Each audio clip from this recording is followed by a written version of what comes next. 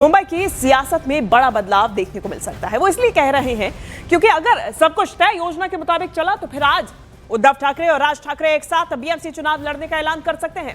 सूत्रों के मुताबिक बीएमसी की 227 सीटों को लेकर दोनों भाइयों के बीच में लगभग सहमति बन चुकी है। सिर्फ 10 से 12 सीटों पर अभी बातचीत और मंथन जारी है। पिछले कुछ महीनों से दोनों के बीच में काफी नजदीकी अभी देखी जा रही थी, चाहे बाला साहब ठाकरे का जन्मदिन हो या फिर दिवाली का त्योहार हो।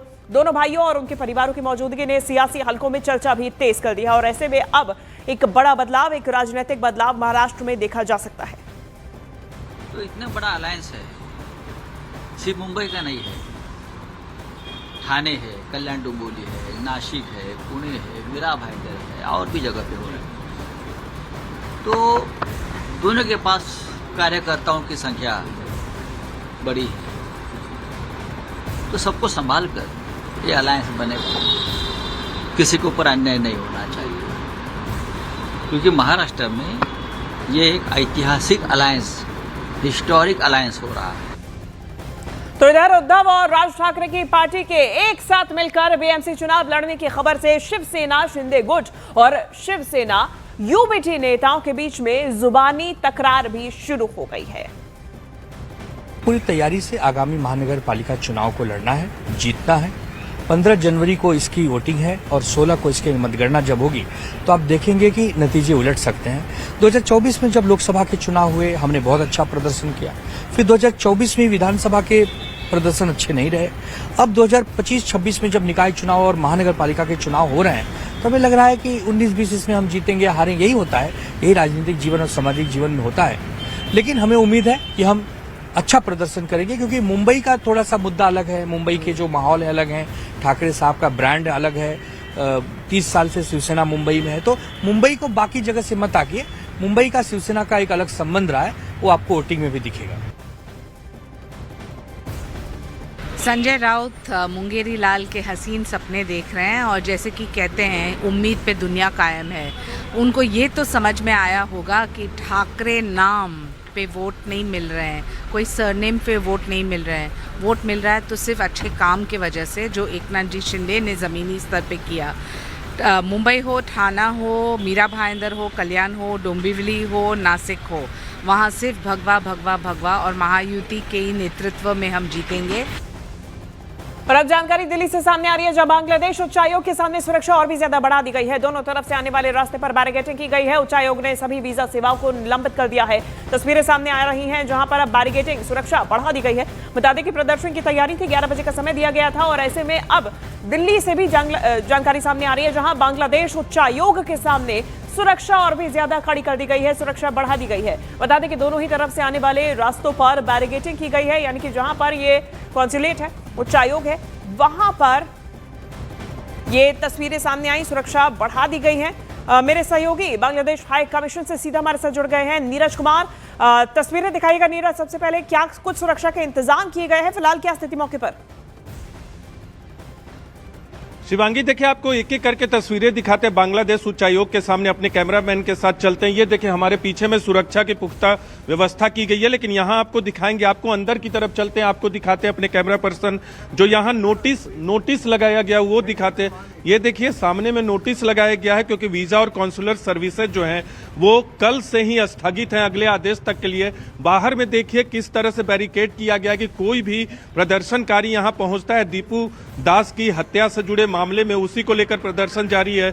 और दूसरी तरफ आपको इधर की तस्वीरें दिखा दे, अपने कैमरा पर्सन से अनुरोध करेंगे इधर की तस्वीरें दिखा। देखिए पुलिस की तैनाती यहाँ कर दी गई है, दिल्ली पुलिस के जवान हैं, इसके अलावा अर्ध सैनिक बलों के जवान हैं, वो यहाँ पूरी तरह से तैनात है और दोनों तरफ रास्ते को बंद कर दिया गया है। अभी जो हमें जानकारी मिली है, बांग्लादेश हाई कमीशन के सामने दो तरफ से लोग आ जा सकते हैं, लेकिन दोनों तरफ रास्ते को क्लोज कर दिया गया और भारी संख्या में पुलिस की तैनाती की गई है। एक रास्ते पर प्रदर्शनकारियों को आने की इजाजत दी जाएगी, लेकिन जो हमें जानकारी दी गई है उन्हें बांग्लादेश हाई कमीशन के सामने नहीं आने दिया जाएगा। एक बार फिर आपको तस्वीरें दिखा दे, इधर पुलिस की तैनाती है, इधर से एक रास्ता आता है, हमारे कैमरा पर्सन आपको तस्वीरें दिखा रहे, इधर से एक रास्ता आता है और दूसरी तरफ से दूसरा रास्ता आता है। ये मुख्य द्वार हम आपको दिखा रहे हैं और मुख्य द्वार के बाहर में बैरिकेडिंग तो की गई है और जो पहला प्रोटेस्ट हुआ था शांतिपूर्ण तरीके से वो यहीं सामने में हुआ था।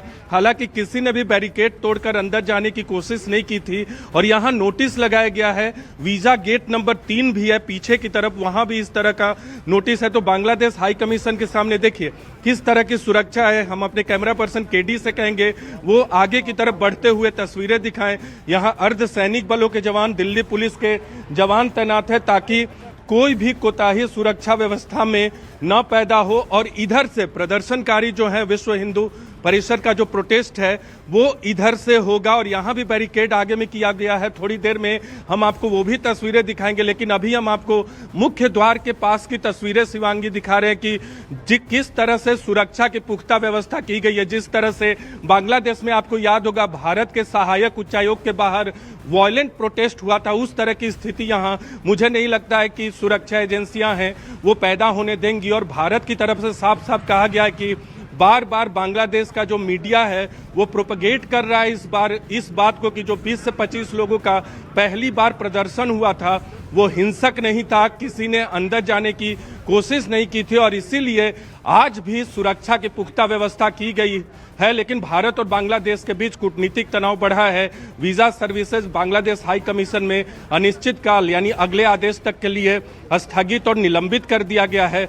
और वहां भी चटगांव में जिस तरह से भारतीय सहायक उच्चायोग है वहां भी कोई वीजा की सुविधाएं प्रदान नहीं की जा रही हैं सुरक्षा वजहों से। तो फर्क साफ आपको दिख रहा होगा कि बांग्लादेश में जिस तरह से हमले हुए भारत के सहायक उच्चायोग और जो उच्चायोग है वहां जिस तरह से सुरक्षा व्यवस्था की गई थी उससे अधिक सुरक्षा व्यवस्था यहां बांग्लादेश उच्चायोग के बाहर की गई है। निश्चित तौर पे नीरज, और कई चेक पॉइंट्स भी बनाए गए हैं जैसा आप बता रहे हैं। बहुत शुक्रिया आपका तमाम तस्वीरें जानकारी हम तक पहुंचाने के लिए। आगे बढ़ेंगे, बात करेंगे दिल्ली की। राजधानी दिल्ली में प्रदूषण पर गृह मंत्री अमित शाह की अहम बैठक है। ये बड़ी जानकारी सामने आ रही है जहां दिल्ली की मुख्यमंत्री रेखा गुप्ता के साथ अमित शाह की बैठक है। गृह मंत्री के आवास पर दोपहर 3 बजे ये बैठक बुलाई गई है और ये बेहद ही महत्वपूर्ण इसीलिए भी है क्योंकि लगातार प्रदूषण के मुद्दे पर सरकार को, चाहे विपक्ष हो चाहे लोग हो, इस मुद्दे पर घेरते हुए नजर आ रहे हैं। दूसरी तरफ AQI कई प्रयासों के बावजूद 400 के पार बना हुआ है। ऐसे में दिल्ली प्रदूषण पर गृह मंत्री अमित शाह के साथ में दिल्ली की मुख्यमंत्री रेखा गुप्ता आज बैठक करेंगे। दोपहर 3 बजे ये बैठक का समय रखा गया है।